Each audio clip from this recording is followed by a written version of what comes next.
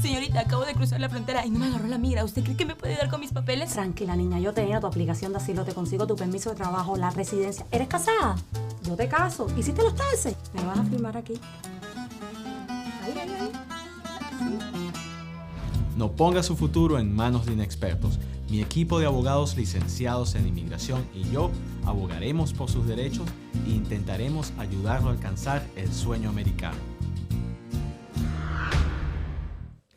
Regresamos con Agárrate. Recuerda que ya puedes ir a visitar la sede de Farm Aid Pharmacy que queda en Kissimmee. Todos los que están alrededor de Kissimmee, en Orlando, vayan a Farm Aid Pharmacy porque no solamente te van a vender tus medicinas, ya estamos cerquita de la Navidad y Farm Aid Pharmacy te va a vender el perfume que tú usas, el que estás buscando hace rato, el que necesitas, el que quieres, te lo va a vender además a precios como no los vas a conseguir en ninguna parte. También tienen unos accesorios espectaculares, los mejores regalos de Navidad y ahí mismo compras tus medicinas. Farm Aid Pharmacy en Kissimmee, también en Pembroke Pines.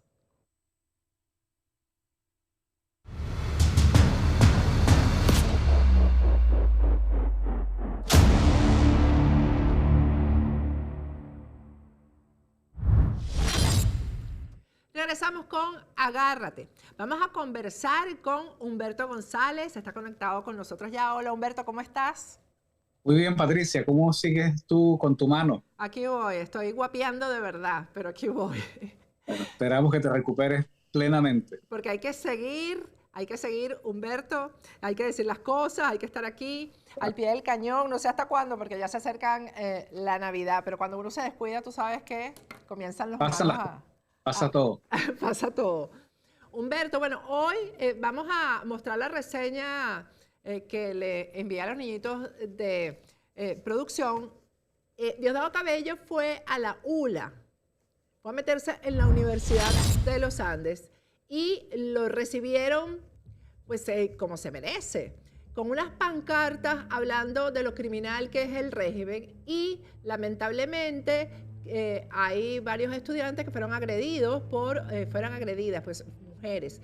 Catherine Barrera, Leslie Sánchez, Angélica Ángel y Elizabeth Castillo, por los oficialistas durante la protesta contra la visita de Diosdado Cabello. Ahí tienen ustedes las pancartas que los estudiantes colocaron, bueno, valientemente, porque hay que ver lo que significa una protesta como esta en Venezuela, Humberto. Pero además, en estos días tuvimos a un profesor de la ULA, precisamente aquí, hablando del deterioro de la universidad, que para mí, según el análisis del propio profesor, es una estrategia de este tipo de regímenes para acabar con lo que es el pensamiento, la libertad, la cultura, que es lo que más daño le hace a estos sistemas de gobierno. Sí, a mí no me sorprende. Lo que pasa es que ya ellos saben que Diosdado Cabello no es ningún tonto. Él sabe que él tiene esos niveles de rechazo, sobre todo en un sector que ha sido absolutamente golpeado por el régimen chavista. Y yo me pregunto, o sea, tratando un poco de entender cuál es porque ellos, mira, siempre que ellos hacen algo de su programa, cada vez que lanzan algo, está conectado siempre hay una estrategia ulterior, ahí hay una movida o 2 o 3 movidas más adelante.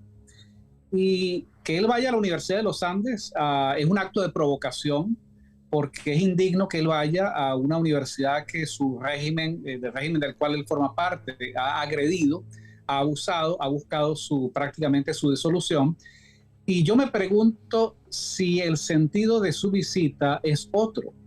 Producto de las pugnas internas que siguen, que aumentan, que hay en el chavismo, en el Estado chavista, en el sector civil y militar, me pregunto si es él no está tan preocupado por el grado de rechazo que él sabe que tiene en el sector estudiantil, pero quizás lo que está tratando de hacer cosas que le ganen simpatía en sus clientelas chavistas, en su, de todas formas, confrontación que tiene, aunque haya sido pospuesta temporalmente con Nicolás Maduro, pospuesta por las razones que explicamos hace unas semanas atrás, por el enfrentamiento que ambos tienen para tratar de sacar del juego a Rafael Ramírez, que les está volteando una cantidad de gente.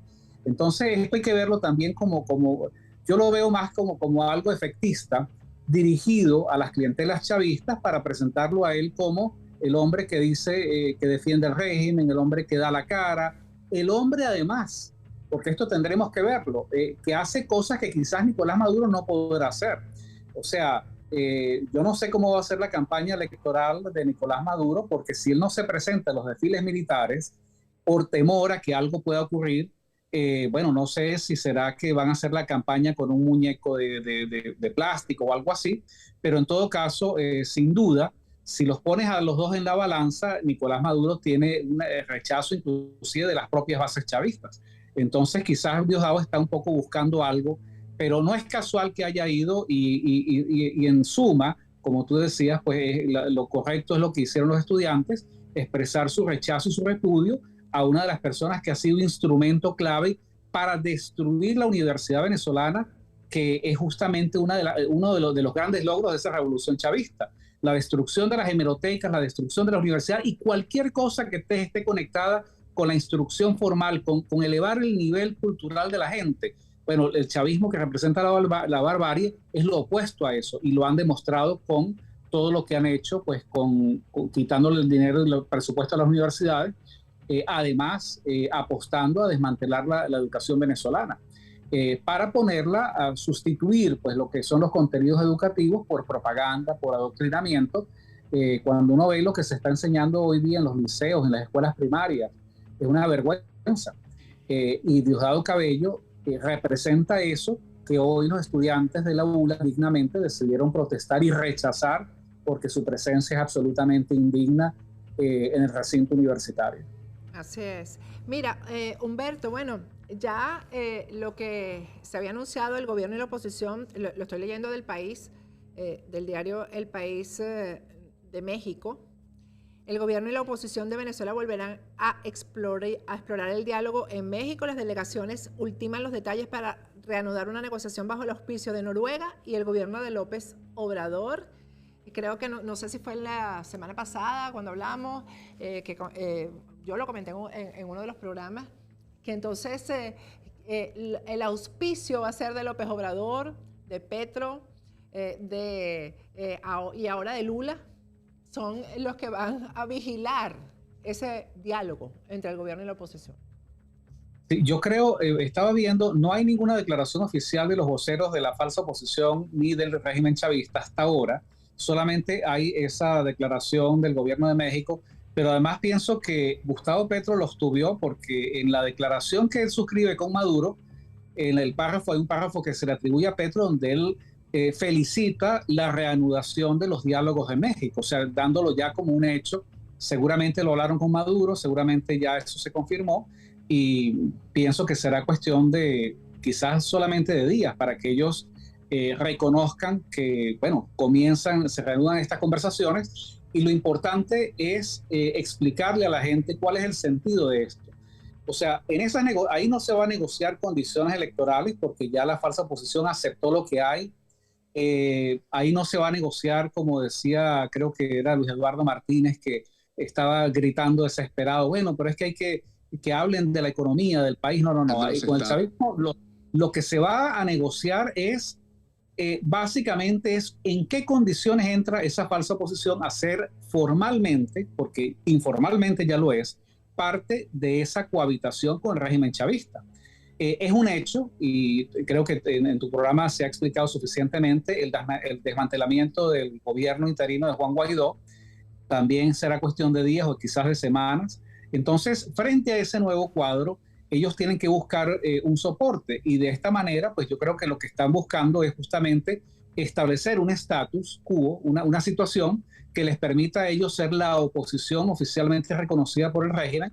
Creo que el chavismo está, por supuesto, dispuesto a hacerles algunas concesiones burocráticas, ya lo ha hecho antes en el pasado. Y desde esta perspectiva, cuando se habla de las primarias de la falsa oposición, lo que se está tratando de seleccionar es a quién le toca reconocerle el triunfo a Nicolás Maduro. Bueno, será Manuel Rosales, o será, no sé, Capriles Radonsky o Carlos Ocariz. No sé bajo qué condiciones. María Corina ha dicho que ella va a participar, pero que si el Consejo Electoral actúa de alguna manera interna en el proceso, quizás ella no participa. Pero también yo creo que a María Corina pues le toca una cuota importante de responsabilidad en todo esto que está pasando. porque su partido y su grupo y sus diputados han avalado pues, toda esta situación del interinato, han hecho unas críticas, pero unas críticas sumamente delicadas, con mucho tacto, ¿no? Y creo que hay mucho cálculo político en esto. Yo creo que es una situación que los venezolanos ven con mucha claridad el contraste. ¿Y qué es lo que ven los venezolanos? La evidencia es que ni las negociaciones ni las elecciones fraudulentas como están planteadas son caminos que conducen a salir del régimen chavista. Y desde esa perspectiva, pues no tiene sentido avalar esas negociaciones y menos aún prestarse para ir a unas elecciones que ya se sabe, el resultado está cantado. Y salvo que ocurra algún incidente, algún imponderable, algún hecho sobrevenido dentro del chavismo, civil o militar, pues Nicolás Maduro será reconocido por cualquiera que sea el candidato que escoja la falsa oposición. No, yo me imagino que otros temas de discusión serán cuántas gobernaciones le van a dar, porque si son elecciones generales, ¿cómo se va a repartir eso entre los partidos de oposición? ¿Cuántas alcaldías le darán? Esa será la rebatiña que habrá ahí en México, porque otra cosa que te aseguro que no se va a exigir, porque yo creo que en las negociaciones cada parte exige, ¿no? Pero aquí todo lo exige el régimen y todo se le da al régimen, ¿no? Es la libertad de los presos políticos. ¿Cómo tú vas a ir a un proceso de elecciones sin liberar a los presos políticos?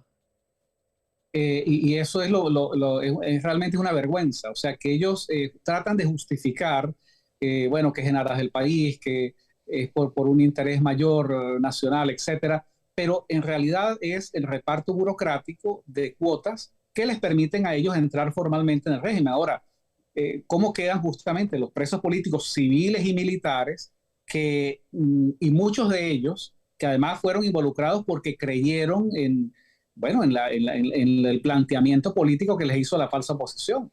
Yo te aseguro que muchos de esos civiles y militares que están presos hoy no lo estarían si ellos quizás no hubiesen participado en las aventuras que se les propusieron. Y las llamo aventuras porque nunca fueron producto de un planteamiento serio. Por ejemplo, para hablar del interinato, uno ve las declaraciones de la gente que ha estado conectada con el interinato y ellos tratan como de manejarse en un mundo de Narnia como si es que son un gobierno. La única misión que tenía ese gobierno interino era sacar del poder al gobierno de Maduro. Y para eso ellos tenían que hacer un acuerdo con los Estados Unidos para conformar una fuerza militar.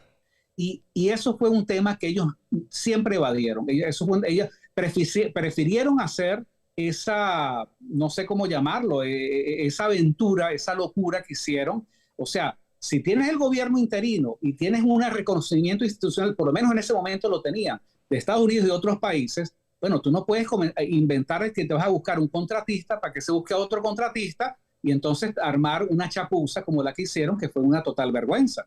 Ellos han debido dar los pasos para conformar con el contingente de militares o de exmilitares venezolanos que hay en el exterior. Se ha podido conformar una Fuerza Nacional Alternativa y con apoyo, por supuesto, internacional, quizás esto hubiese dado otro giro. Pero ellos fueron los primeros que traicionaron esa esperanza que les dio la gente.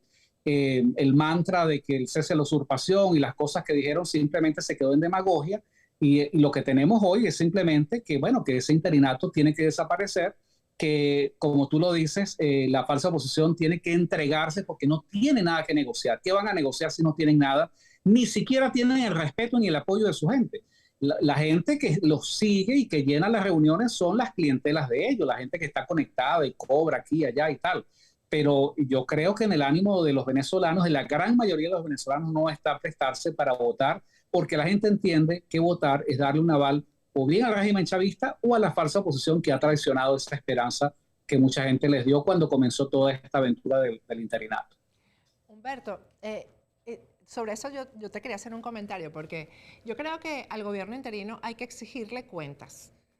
Eso de que en enero se vayan, aquí no pasó nada, no puede ser. Hay que organizarse. Yo no sé si los venezolanos que estamos en el exterior, de alguna manera hay que pedirle cuentas, pero no solamente sobre el dinero que recibieron, que manejaron, que administraron, que se quedaron, que se cogieron, que se robaron, sino también sobre 3 años que se perdieron, que yo los multiplicaría, ¿sabes? Porque no es solamente lo que perdiste, sino lo que dejaste de ganar. Entonces, ahí se perdieron 3 años y se dejaron de ganar, se dejó de ganar tiempo para reconstruir a Venezuela. Entonces, ¿cómo vamos a hacer nosotros para que nos respondan por eso? Sobre todo porque en algún momento tenemos que estar en una posición los venezolanos de exigirle cuentas al régimen, y eso se va a hacer con la justicia internacional. Yo estoy segura de eso, que en algún momento va a actuar. Pero a estos tipos, ¿cómo se les pide cuentas? Mira, yo estoy de acuerdo contigo. No solamente hay que pedirles cuentas, hay que establecer las responsabilidades y hay que pasarles factura. Entonces, hay que exigirles cuentas. Vuelvo a estar de acuerdo contigo, no solamente de la gran cantidad de recursos que han manejado, porque no es el argumento de que no, es que a mí no me dieron, o sea, no fue como la operación de PDVSA donde el cheque lo hicieron a nombre mío. No, esa prueba no existe. No, porque es que acá lo que ocurre es que le dieron el dinero a través de interpuestas personas, a través de las ONG, que ellos decidían a quién se le iba a dar el dinero. Y realmente no se consigue gente, yo ni siquiera en las redes sociales, que diga, mira, a mí me dieron algo, a mí me dieron, o sea, lo que yo imagino, yo no tengo la prueba, pero yo tengo la idea muy clara de que esa cantidad de millones de dólares fue a parar a financiar los partidos que conforman el 4G y en mayor medida a la gente de Voluntad Popular. Que ¿cómo puede Voluntad Popular justificar el ejército de operadores que tienen todo el mundo trabajando a tiempo completo si ninguno de ellos trabaja? Están parasitando de la política y del dinero que sacaron a través del interinato. Entonces hay que pedirles, exigirles una rendición de cuentas de los recursos que el interinato se tomó, se apropió indebidamente, no se sabe en qué se gastó, cuestiones genéricas, que lucha por la democracia, bueno, eso puede ser cualquier cosa y nada, pero quizás lo más importante es lo segundo que tú señalas, el tiempo perdido. El dinero va y viene y se recuperará de alguna manera, pero el tiempo y la esperanza. Entonces, ¿cuál debe ser la lección que debemos aprender de esto? Bueno, que esta falsa oposición realmente no tiene la visión de hacia dónde nos lleva. O sea, ¿qué ruta seguimos con esta gente? Bueno, la ruta de la cohabitación y el reconocimiento, y será que por cansancio, según la perspectiva de ellos, el chavismo se canse y bueno, y entonces agotados entregarán el poder. No sé qué es lo que tienen en la cabeza, pero en realidad el tiempo perdido, estos 3 años, es un tiempo que prácticamente no se puede recuperar.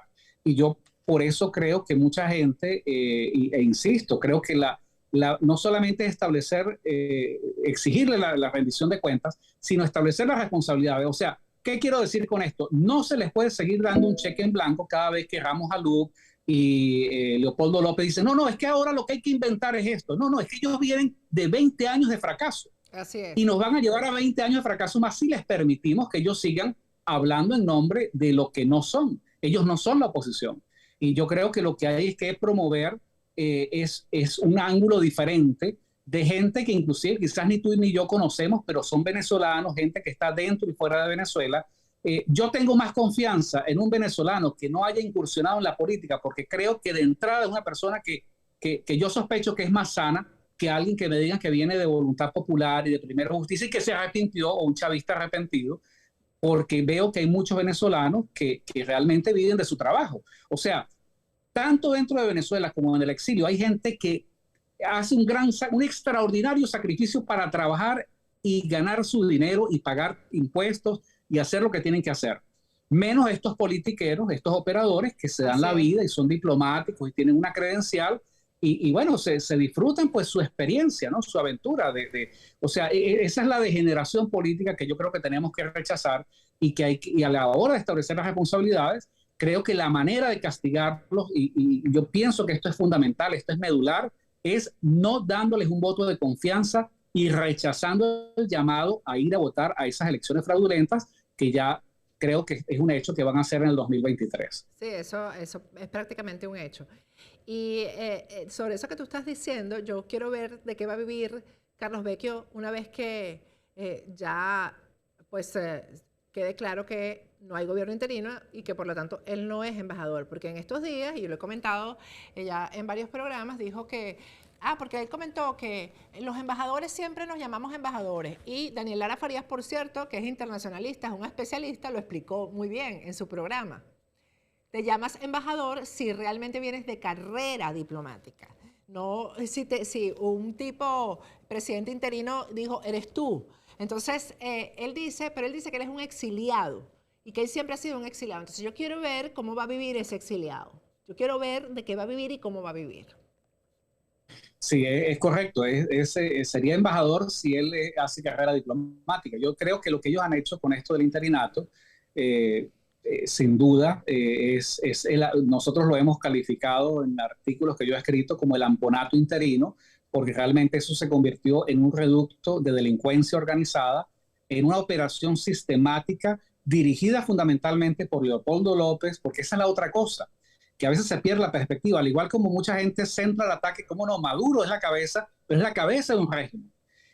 Juan Guaidó es la cabeza, ahora, o sea, no es que Juan Guaidó fue el único que asaltó y que robó. Juan Guaidó lo hizo en nombre del grupo al cual él pertenece y al cual él representa, un grupo liderizado, manejado, controlado por Leopoldo López. Y ellos son los que prácticamente han llevado pues la batuta durante todo este proceso, son los que se han beneficiado, son a quienes hay que rendirle, hay que exigirles que rindan cuentas, porque prácticamente pues han vivido pues con esa inmunidad que les otorga pues estar en esas posiciones, o sea, de que hay que avalarles lo que ellos digan y lo que ellos pregonan sin ningún tipo de rendición de cuentas, y prácticamente hay que darles un cheque en blanco, y han vivido pues todo este tiempo de esa manera. Nadie puede explicar, el mismo Leopoldo López se le enreda la lengua explicando cómo hace para vivir sin trabajar. Todos ellos viven sin trabajar. Entonces ya eso debe ser el primer motivo, la sospecha de que su conducta no es una conducta honesta y que es cuestionable. O sea, una persona de ese calibre moral no puede estar pretendiendo dirigir la nueva fase de reconstrucción de la República de Venezuela, donde lo que necesitamos es gente verdaderamente honesta, íntegra, y que haga de la moral pues el verdadero mantra, ¿no? Y no promesas demagógicas. Mira, Humberto, es que abusaron de tal forma del poder. Estoy preparando un trabajo de investigación bien serio para la semana que viene, espero poder sacarlo quizás el lunes. Abusaron tanto del poder que utilizaron las sanciones para ganar dinero. Los mismos que hicieron las listas y se la pasaron aquí a Marco Rubio para que sancionaran a ciertos personajes en Venezuela. Los mismos que hicieron esas listas llamaban a los que estaban en las listas para sacarlos después de las sanciones. Y te voy a decir, no es que yo no esté de acuerdo con que esas personas hayan sido sancionadas. No. Lo que ocurre es que si tú haces eso en un país como este, y eso se lleva a una investigación, los que merecían la sanción quedan con su cara lavada porque fueron extorsionados. Y eso es lo que va a pasar, para que sepas.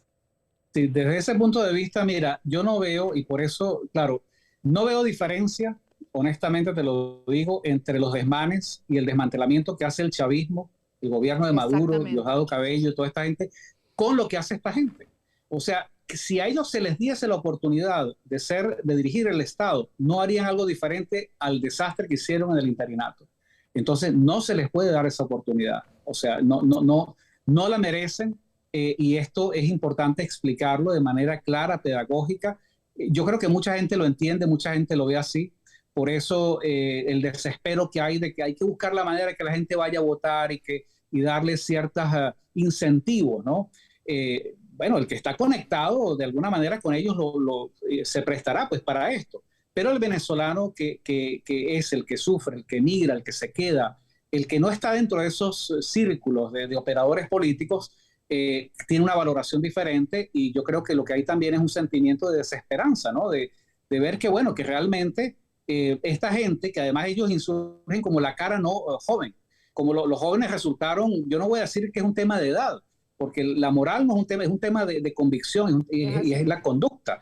Pero mira, estos jóvenes resultaron unos corruptos con más energía y con más vigor que los otros.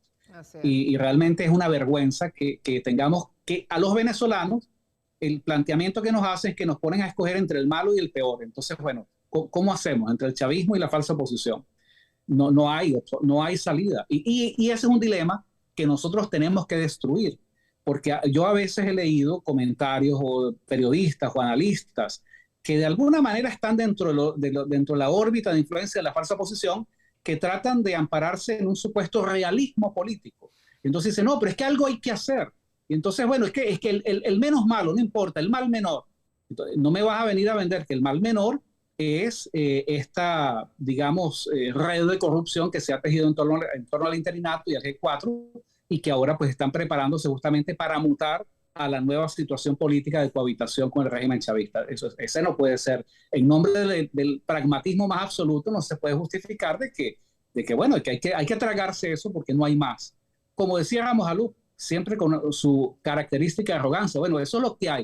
Entonces cuando dice eso es lo que hay, bueno, se la tragan y se lo comen porque no hay más. No, los venezolanos tenemos el derecho a rechazar ese tipo de política porque esa es la política que nos ha traído donde estamos. Tenemos el derecho y el deber. Gracias, Humberto. Un placer. Bueno, vamos a ir a un corte y al regreso seguimos con Agárrate.